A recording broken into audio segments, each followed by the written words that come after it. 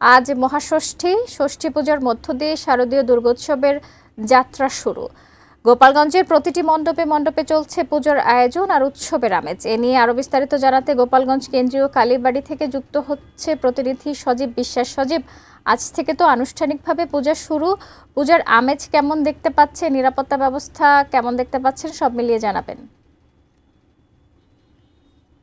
শাকিলা, শুরুতেই শারদীয় শুভেচ্ছা জানিয়ে রাখি এটিএন নিউজের সকল দর্শককে এবং আপনাকেও শারদীয় শুভেচ্ছা।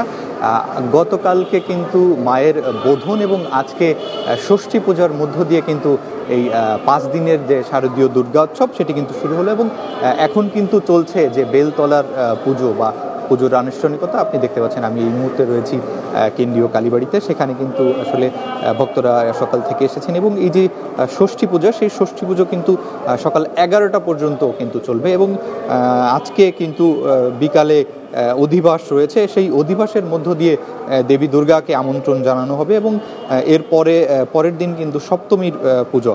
তো সব কিছু মিলিয়ে আসলে যদি বলি যে গোপালগঞ্জে প্রায় 1285টি পূজা মণ্ডপে কিন্তু এই শারদীয় দুর্গাপুজো অনুষ্ঠিত হচ্ছে এবং হিন্দু ধর্মাবলম্বীদের সবচেয়ে বড় ধর্মীয় উৎসব কিন্তু শারদীয় দুর্গাপূজা এবং এই পুজো উপলক্ষে কিন্তু ব্যাপক নিরাপত্তা ব্যবস্থা নেওয়া হয়েছে প্রশাসনের পক্ষ থেকে এবং আইনশৃঙ্খলা বাহিনীর পক্ষ থেকেও কিন্তু ব্যাপক নিরাপত্তা ব্যবস্থা নেওয়া হয়েছে এবং আমরা যতটুকু জেনেছি যে প্রত্যেক মণ্ডপে কিন্তু আনসার এবং পুজো কমিটির কিন্তু স্বেচ্ছাসেবীরা কিন্তু এই পুজো যাতে নির্বিঘ্নে সুষ্ঠুভাবে হয় সেই নিরাপত্তায় কিন্তু রয়েছে এবং আমরা আরও জানতে পেরেছি যে টহলে থাকবেন কিন্তু র্যাব, সেনাবাহিনী, পুলিশ এবং বিভিন্ন বাহিনী কিন্তু থাকবেন এবং সিভিলেও কিন্তু অনেক গোয়েন্দা সংস্থারা থাকবেন এবং প্রত্যেকটি পুজো মণ্ডপে কিন্তু সিসি ক্যামেরা বসানোর জন্য বলা হয়েছে এবং সকল এই যে